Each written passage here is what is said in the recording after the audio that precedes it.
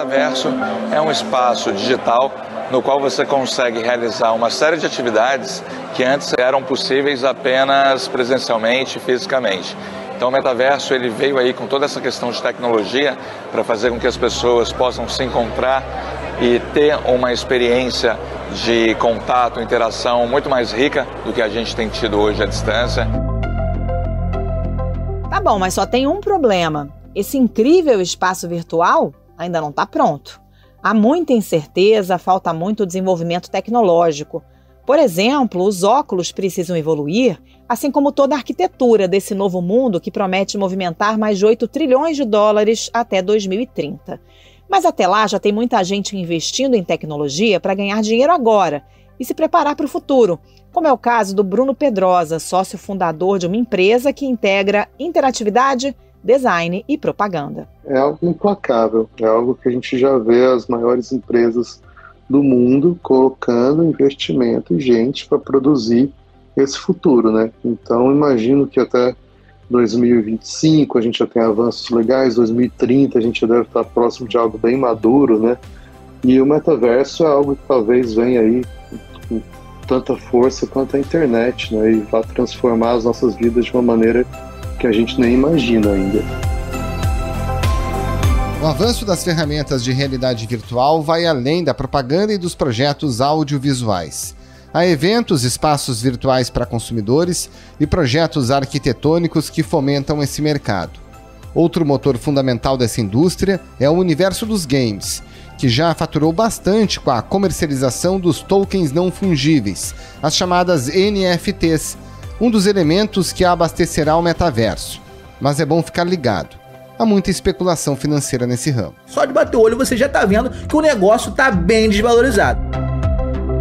Por isso, os empreendedores vão se adaptando, aqui e lá fora, para dar funcionalidade aos projetos.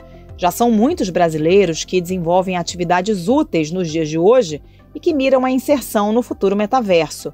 Mas afinal, como funciona esse mercado? Como ele deve migrar para o mundo da realidade virtual? E quais são a relevância e o desafio dos games para esse futuro? Esses são os temas do Ao Ponto desta segunda-feira. Eu sou o Roberto Maltic, estou com a Carolina Moran. Nesse episódio, conversamos com a repórter Carolina Nalim e com o empresário Bernardo Mendes, fundador e diretor executivo de negócios da Druid Creative Game. Fique com a gente.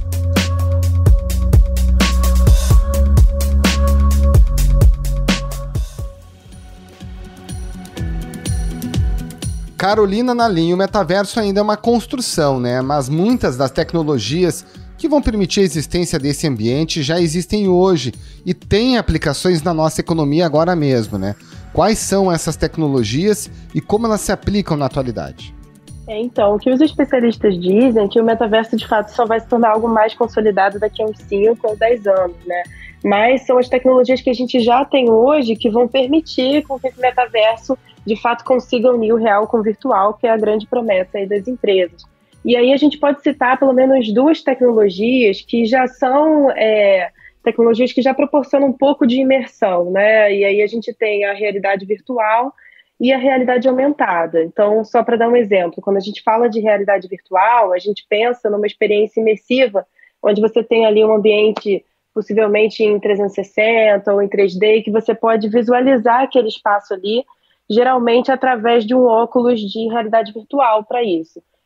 Se a gente for pensar de forma prática, a gente poderia falar de exposições em museus, eventos, onde o público já consegue, através do uso de um óculos de realidade virtual, experimentar esse dispositivo, né, onde ali você vai ficar imerso em algum tipo de ambiente. Olha, uma exposição virtual composta por vários artistas retrata as aves em extinção e faz um apelo para a preservação da natureza.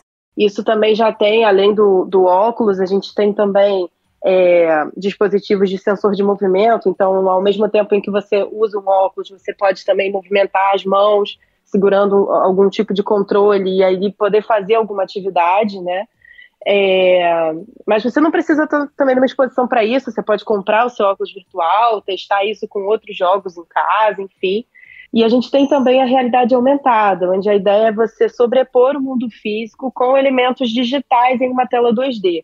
O que seria isso, né? Você pode pegar o seu próprio celular e entrar no aplicativo de uma loja e, por exemplo, testar como que ficaria um tênis, um sapato no seu pé, quando você projeta ali a sua câmera. Então, assim, o aplicativo que já vai ter esse recurso vai poder fazer uma leitura ali do seu espaço real e vai conseguir simular em cima disso aquele objeto, né, no tamanho real, que dá essa dimensão um pouco mais próxima, assim, da realidade. Agora, Carol, aqui no Brasil, em que medida a gente já tem efetivamente um mercado para essas tecnologias, né? Como é que as pessoas estão ganhando dinheiro, considerando que o brasileiro é um super consumidor de internet e de games? Então, a gente já tem, de certa forma, um mercado aqui no país que começa a dar os seus passos, né? Tá aí crescendo. Tem uma pesquisa que foi feita entre julho e agosto de 2020, junto com a UFRJ e também com a Federal de São Carlos, que mostra que a gente tem pelo menos 138 empresas no país que já fazem parte desse mercado de realidade estendida, né? E quando a gente fala de realidade estendida, a gente está falando dessa junção de realidade virtual com realidade aumentada. Então, de fato, já tem empresas, e aí, nesse caso, principalmente do setor audiovisual, né? Empresas ligadas a cinema, a streaming, a esse tipo de produção de conteúdo, que já utilizam dessas tecnologias e podem aí desenvolver metaversos, né, se é que dá para a gente chamar assim, mas soluções voltadas para esse mercado.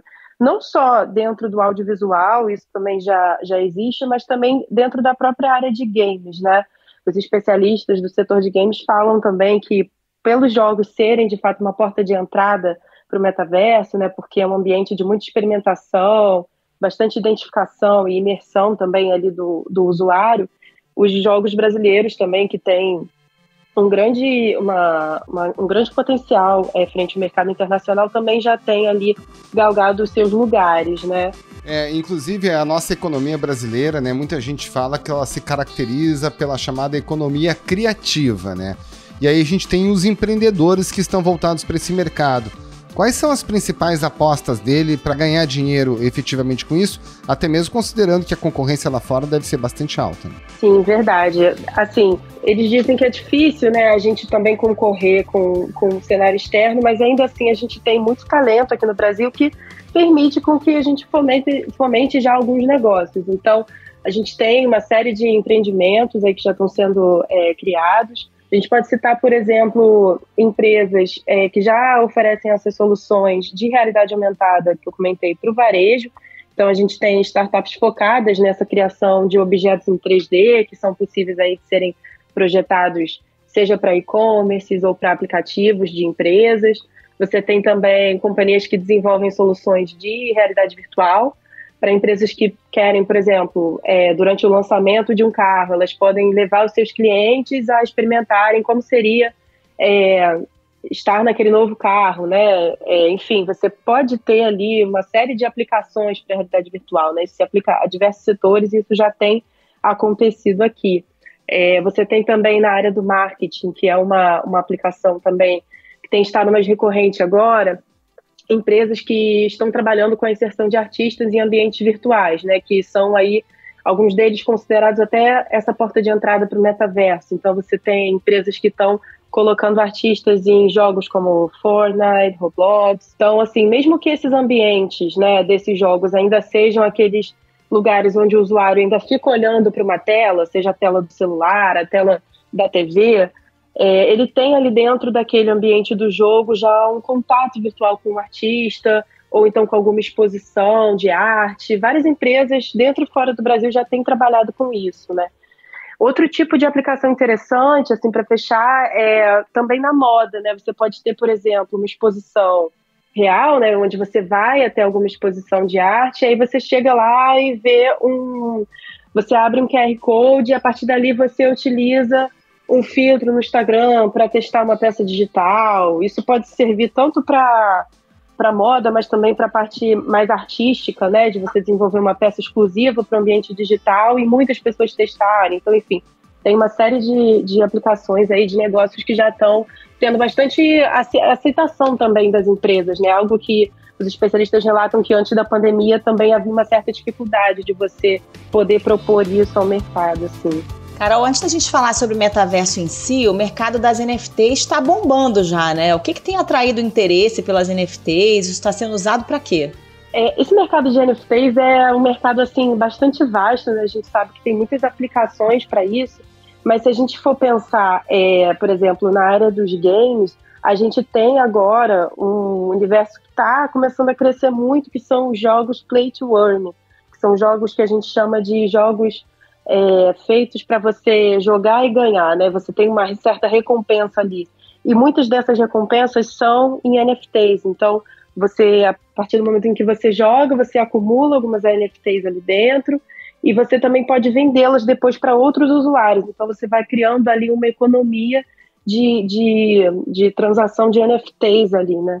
Mas, além disso, isso é uma aplicação que tem ganhado força, mas, além disso, você tem também, por exemplo, o uso dessas NFTs, né, dado que elas têm essa capacidade de autenticidade, né, do material que está sendo ali transacionado, você pode utilizar uma NFT, por exemplo, para incentivar um projeto. Então, por exemplo, você já tem, até para citar um exemplo recente que me relataram, por exemplo, você vai até um lugar, chega lá, abre um QR Code para você poder fazer uma transação ali, para você incentivar, mediante a compra de uma NFT, um incentivo para um projeto social, né? Você sabe exatamente, porque a NFT vai te permitir, a partir do uso de uma blockchain, você saber para onde aquele dinheiro está indo. Blockchain, também conhecido como protocolo de confiança, é uma tecnologia que acaba com a intermediação de terceiros nas transações. Ele funciona como um registro público de testemunhas. Então ele também é muito usado para financiamento de projetos, né? Para você ter ali um contrato de fato onde você consiga ver para onde aquele recurso está indo. Agora, falando do metaverso, né, Carolina? Esses empreendedores que estão fazendo o desenvolvimento dessas tecnologias hoje aqui no Brasil, eles efetivamente esperam que dentro daqui 5, 10 anos o trabalho deles, entre aspas, seja recompensado dentro daí sim de uma economia de metaverso muito mais sofisticada que, de novo, vai ter concorrência lá fora? Sim, eles são mais otimistas, né, com relação a isso. É claro que ainda assim o setor aqui relata sempre muita dificuldade, né, e aí a gente pode falar de dificuldades também de obter tecnologias, inclusive agora com a alta do dólar isso se torna um empecilho ainda maior, então você tem de fato uma dificuldade de você continuar os seus negócios, né, não é algo simples, algo que não enfrente nenhum tipo de resistência, assim, e também por parte das próprias empresas há ainda uma dificuldade de entendimento. Mas o fato é que depois que você teve uma pandemia que forçou a digitalização das empresas, né, que também abriu espaço para você ter mais contato com ambientes virtuais que antes não era tão imposto assim para a gente. Você teve ali também o anúncio do Facebook, que mudou o seu nome corporativo para Meta. Toda uma conjuntura que se torna um pouco mais favorável para que as empresas passem também a aceitar esse conceito do metaverso e queiram também colocar o seu pezinho lá dentro. Então, o que eles dizem é que, de fato, já tem tido uma demanda maior e a expectativa é de que você consiga desenvolver cada vez mais negócios voltados para o metaverso, né? É claro que muitos ambientes ainda estão em construção, inclusive não só ambientes, mas dispositivos também. A gente ainda depende muito de hardware que vem de fora, né? A gente depende muito dessa tecnologia de óculos e de dispositivos, equipamentos conectados que não são produzidos aqui, então a gente fica um pouco à mercê disso, mas eles esperam sim que essas tecnologias sejam mais absorvidas e aí, consequentemente, essa indústria tem potencial para crescer nos próximos anos. Mas aí isso seria para quando, hein, Carol? Esses empreendedores têm realmente essa pretensão de povoar o metaverso do Zuckerberg ou estão apostando mais em outros universos como o universo gamer? Então, em relação a tempo, eles dizem que entre 5 e 10 anos, né? E aí vai depender muito de como esse mercado vai continuar se desenvolvendo. A gente não sabe, por exemplo, qual é a tecnologia que a Apple está desenvolvendo agora, embora já tenha todo um burburinho no setor de que ela está criando um dispositivo, pode ser que ela lance no ano que vem. Então, em que medida essas tecnologias vão ser aceleradas também, né? Quanto tempo vai levar o desenvolvimento de alguns hardwares para que isso chegue aqui no país e fomente cada vez mais essa indústria mais voltada para software que a gente tem aqui. Então, pode ser que 5 a 10 anos. Agora, essa questão de onde nós vamos estar, né, é um pouco complicado, porque o metaverso ficou muito configurado como um lugar, né, onde todo mundo vai se encontrar. E, de certa forma, isso não deixa de ser verdade, mas acaba que o que a gente tem hoje são experiências ainda segmentadas. E o que os empresários colocam é que a gente vai ter uma série de negócios com frentes diferentes. Tanto é que hoje a gente já tem negócios que são voltados para essa integração com jogos, né? Então, sem dúvida nenhuma, muitas marcas vão poder se conectar a esses ambientes virtuais que os jogos oferecem, mas também podem construir os seus próprios espaços virtuais, ou então os seus próprios dispositivos, suas próprias projeções, enfim, cada um vai poder seguir ali o que considera mais viável, mais rentável. Carolina Nalim, muito obrigada pela participação, bom trabalho para você. Obrigado, Carol, valeu, um abração. Obrigada, pessoal, até mais.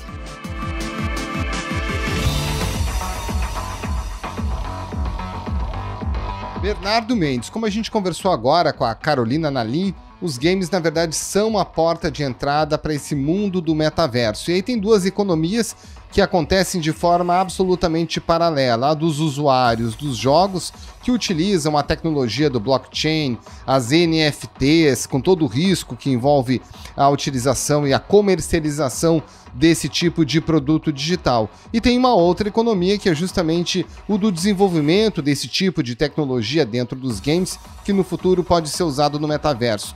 Como essas duas frentes funcionam? Tem bastante gente, sim, adquirindo renda através desses jogos baseados em criptoativos, baseados em blockchain. É uma tecnologia que chegou bem sólida para realmente gerar renda, principalmente para pessoas que não têm acesso à renda. A gente vê diversas iniciativas de DAOs, que a gente chama, no mercado, significa de organizações autônomas descentralizadas, né, na tradução literal do inglês, que basicamente é um grupo de pessoas que faz um leasing financeiro para as pessoas que não têm poder aquisitivo suficiente para comprar esse passe de acesso aos criptojogos. Alguns games em blockchain dão recompensas em criptomoedas para os que cumprem certos requisitos e tarefas no jogo. Essas criptomoedas podem ser trocadas por dinheiro tradicional. Então, só para vocês entenderem, para você entrar num criptojogo, você precisa necessariamente comprar esse passe de entrada, que às vezes é um token, às vezes é um NFT. Isso isso custa um valor específico de entrada, que é baseado em especulação puramente. Então, se tem muita especulação rolando, o preço sobe. Se o jogo não traz tanto interesse dos especuladores de mercado, o preço é um pouco mais acessível. De qualquer maneira, esses preços são relativamente altos. Para facilitar a entrada, tem investidores que compram esses ativos e alugam eles para a comunidade em troca de uma parte desses ganhos, geralmente entre 20% e 30%. Esses DAOs, então, emprestam esses tokens para uma série de pessoas e essas pessoas começam a gerar renda através do jogo em si, da compra e venda dos ativos que eles ganham basicamente jogando. Então, sim, dá para se ganhar renda. De novo, o sistema econômico ainda é instável, o sistema econômico ainda está sendo testado. Cada jogo baseado em criptoativo tem uma proposta diferente econômica. Então, tem uns que estão sendo mais valorizados, tem outros que a economia acaba quebrando um pouco mais rápido. E, obviamente, por tudo ainda ser muito especulativo, você tem uma variação, né, nesse mercado, uma instabilidade econômica muito grande. Então, o preço dos ativos sobe e desce numa velocidade exorbitante. Então, você tem que ter bastante estômago para navegar nesse ecossistema. Agora, respondendo à segunda parte da pergunta, que é basicamente a parte das tecnologias, hoje a gente está num momento extremamente infantil dessas tecnologias. É tudo extremamente novo, tudo muito novo. Tudo que a gente está discutindo sobre o Web3, sobre o metaverso, sobre sistemas financeiros descentralizados e todos esses outros termos, NFT, tokens, etc., tudo ainda são propostas muito técnicas e propostas econômicas muito jovens ainda. No sentido de que a gente ainda tem que errar muito, a gente tem que aprender muito para realmente chegar no momento que eu consigo implementar isso no nível global, como a gente espera com uma tecnologia desse porte, né, e dessa potência possa ser implementado. Então, realmente, nesse momento é muito exploratório. Então, a gente vê que a gente está nesse primeiro passo da tecnologia de realmente testar muitas coisas diferentes uma das outras, para entender qual delas tem mais potencial de implementação, mas a gente vê que os investimentos, ao mesmo tempo, estão sendo feitos de uma forma muito, muito forte. Então, a gente vê que diversos venture capitals têm investido bastante dinheiro para acelerar esse aprendizado dessas novas tecnologias, e as que demonstram maior potencial justamente são as que estão recebendo maior aporte, justamente para acelerar suas implementações. É bem divertido acompanhar tudo isso que está acontecendo. Hoje tem um mercado importante que associa propaganda e games, né? O quanto que isso cresce, como é que isso estimula o desenvolvimento das tecnologias voltadas ao Web3 e ao metaverso? Os jogos hoje são plataformas que permitem que a gente explore algumas possibilidades da Web3 de uma forma muito legal, muito interessante. Justamente por dois grandes motivos. O primeiro deles é que eles já têm uma base instalada muito interessante pra gente. Quando a gente fala de Fortnite, por exemplo, é um jogo de 400 milhões de pessoas no mundo inteiro. Quando a gente fala de Roblox, é um jogo que já bateu mais de 500 milhões de pessoas no mundo inteiro. Então tem uma base instalada extremamente interessante. E o segundo ponto muito importante pra gente nisso é que a tecnologia, como ela já está num ponto de evolução muito mais avançado, ela já é extremamente simples também de se entender e implementar. Então hoje, para eu desenvolver uma experiência dentro de um jogo, como o Roblox, o Fortnite, o Minecraft, o Avakin Life e tantos outros que permitem que a gente faça essas experiências de metaversos com marcas, eu consigo fazer em questão de poucos meses. Enquanto se eu vou aprender como integrar uma marca dentro de uma plataforma mais avançada, como esses criptojogos que a gente está falando, de Sandbox, Decentraland, por aí vai, eu preciso de um tempo de maturação dessa tecnologia antes de realmente integrar minha marca. Ou eu tenho que fazer uma integração extremamente exploratória, onde eu tenho pouca segurança do retorno desse investimento que eu vou fazer, e a gente sabe como o mundo funciona, né? Quando você não tem uma certeza absoluta que vai dar um retorno nesse investimento, você tende a não aceitar tanto a fazê-lo. Então, realmente, os jogos eles estão num momento muito mais avançado, as integrações de marcas geram um engajamento tremendo, e a gente entra num novo ciclo também dessas integrações, que são integrações não focadas somente em engajamento, mas também em monetização. Então, as plataformas de games hoje, a maioria delas já estão permitindo que as próprias marcas monetizem seus usuários no final, o que gera um novo ciclo de vendas e uma nova estratégia de produto para essas marcas que geralmente eram baseadas no mundo real e não no virtual.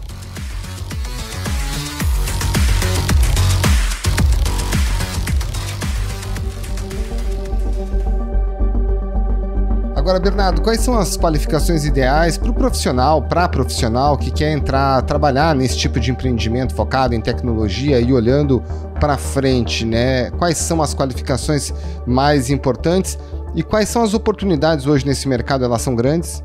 Bom, existem dois grandes núcleos que a gente vê expandido bastante as vagas de emprego como um todo nesse momento. O primeiro é meio óbvio, é a parte de tecnologia, a parte de programação. Esses jogos eles exigem ainda um conhecimento avançado de programação. As linguagens variam de jogo para jogo, mas basicamente é programação de jogos mesmo.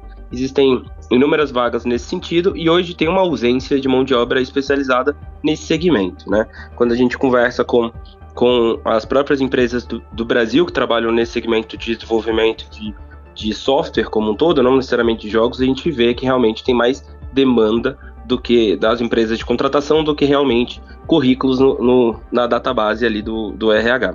Eu acho que um segundo grande cluster que tem crescido bastante a contratação é justamente uma área mais criativa conectada com o videogame. E aí quando eu falo área criativa, isso é um pouco amplo demais, tá? Porque tanto o ramo da publicidade tem pesquisado e se especializado cada vez mais na indústria de jogos, então tem um ramo mais de marketing aqui, mas a indústria criativa mais artística também tem visto crescer bastante a demanda.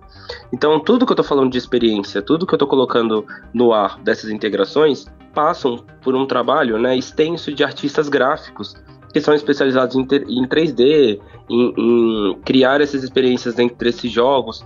Então, essa parte mais artística também tem crescido bastante. Esses são os dois clusters que a gente vê crescer mais o número de vagas nos últimos 12, 18 meses. Agora, a impressão minha ou tem muito mais homem do que mulher ainda nesse mercado? Ou isso já começa a mudar? É infeliz, mas a gente tem que reconhecer que esse é um problema real do mercado como um todo. Esse é um mercado muito masculino, de uma forma geral. A gente herda esse problema, na verdade, de uma indústria passada, né, que deu origem ao de games, que é a indústria de software, e que herdou também da indústria de exatas, de uma forma geral. Existem hoje inúmeras iniciativas para colocar mais mulheres dentro do mercado de trabalho, conectado ao desenvolvimento de jogos. As donas dos jogos, a gente chama de publisher, elas têm iniciativas também para trazer mais mulheres para dentro dos seus boards executivos e para suas salas de diretoria, enquanto o mercado ao redor também faz sua parte, criando um ecossistema um pouco mais saudável para a presença feminina. A gente sabe que essa é uma luta que a gente não vai vencer de um dia para o outro, mas é extremamente interessante que a gente continue fomentando esse tipo de iniciativa para realmente trazer mais mulheres para a nossa indústria. Bernardo Mendes, muito obrigado pela sua participação, um abraço e uma boa semana. Valeu, Bernardo, um abraço. Tchau, tchau.